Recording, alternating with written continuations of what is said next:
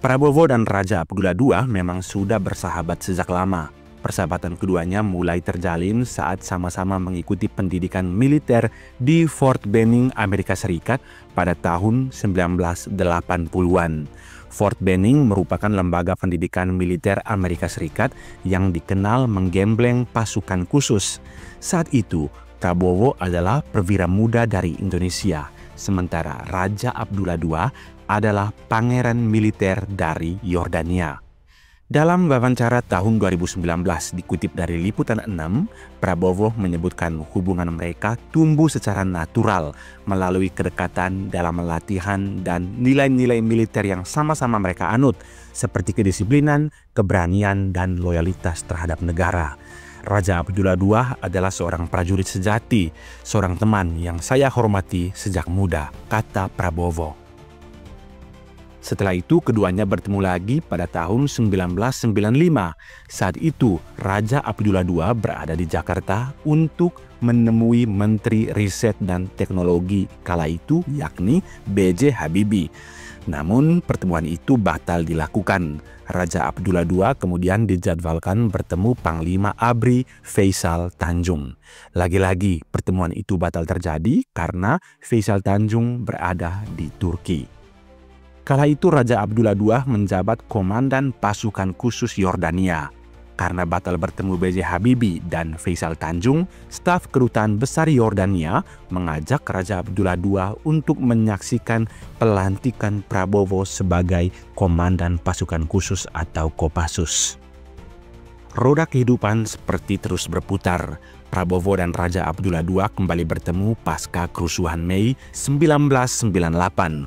Saat itu, Prabowo meninggalkan Indonesia untuk tinggal di Yordania. Prabowo sempat ingin kembali ke Indonesia di akhir tahun yang sama. Namun, atas larangan para koleganya, keinginannya itu dibatalkan. Cerita ini diungkapkan Wakil Ketua Umum Partai Gerindra Fadly John.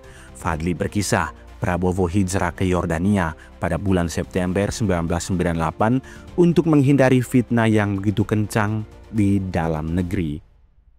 Mendengar peristiwa itu, Raja Abdullah II yang saat itu masih menjadi putra mahkota mengajak Prabowo Subianto untuk tinggal di Yordania. Prabowo pun mengamini ajakan sahabatnya itu dan tinggal di Yordania dalam waktu yang cukup lama. Dalam sepekan awal di Yordania, Prabowo tampak terlihat murung. Melihat hal itu, sang sahabat Abdullah mengajak Prabowo ke pesta kerajaan. Di sana ada beberapa wanita penghibur dengan paras yang sangat menggoda khas Timur Tengah terlihat di sana. Pak Prabowo pun ditawari untuk memilih salah satu dari mereka. Namun, reaksi mengejutkan ditunjukkan Prabowo. Ex-Danjen Kopassus ini menolak para wanita tersebut dengan halus. Prabowo berujar dirinya sudah memiliki wanita di Indonesia, yakni Titik Soeharto yang merupakan ibu dari putranya Didit Prasetyo. Hubungan pribadi antara Prabowo dan Raja Abdullah II tidak hanya menjadi cerita persahabatan, tetapi juga aset diplomatik yang sangat berharga. Di tengah dinamika Timur Tengah dan tantangan global, kedekatan ini membuka jalur komunikasi yang lebih efektif dan penuh kepercayaan.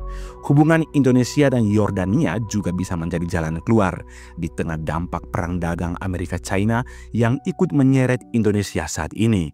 Yordania bisa menjadi pasar baru bagi produk-produk Indonesia dan demikian pun sebaliknya. Kedekatan inilah yang membuat kedatangan Prabowo ke Yordania kemarin disambut sangat istimewa, bahkan mulai sejak memasuki wilayah udara Yordania.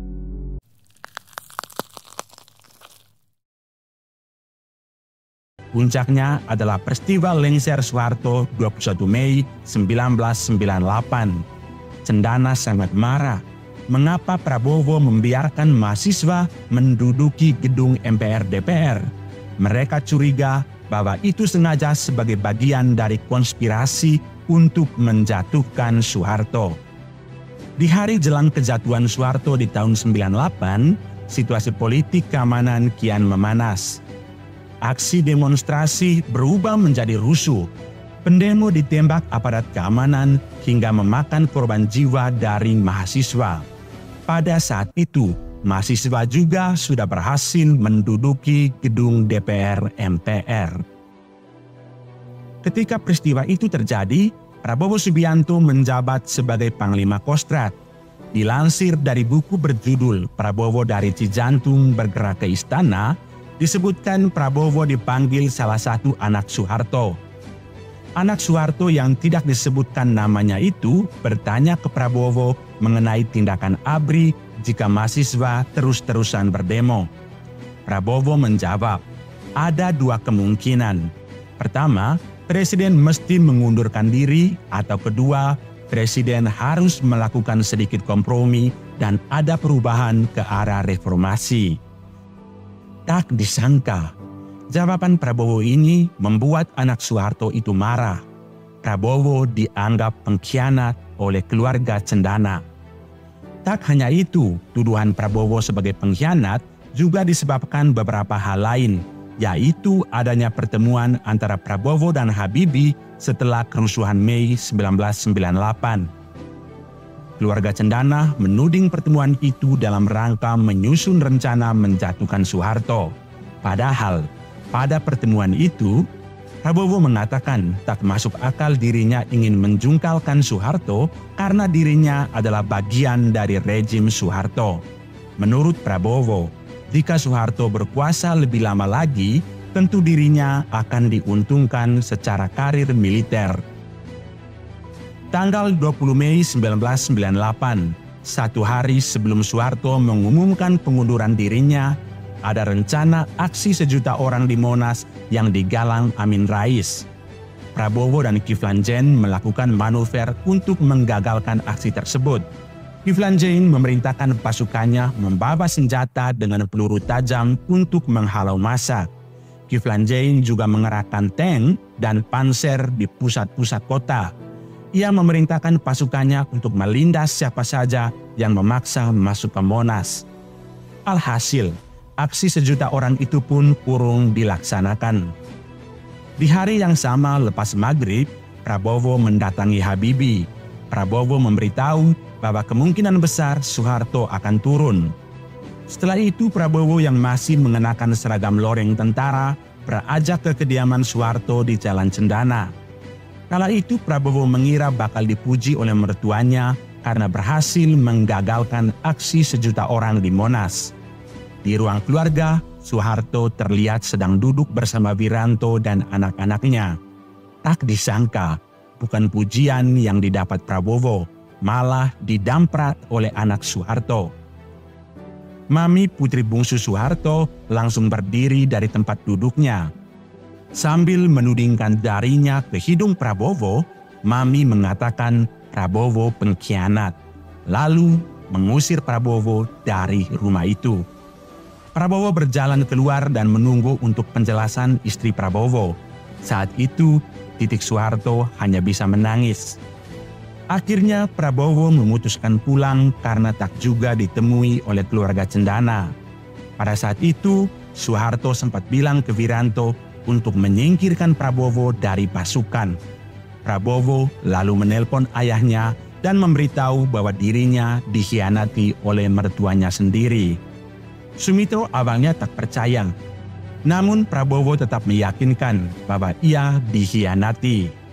Bagaimanapun dia kakek dari anak sayang, walaupun kemudian dia membenci saya, kata Prabowo. Dari situlah hubungannya memburuk dengan Soeharto dan anak-anaknya. Prabowo bercerai dengan Titik ketika Soeharto jatuh sakit.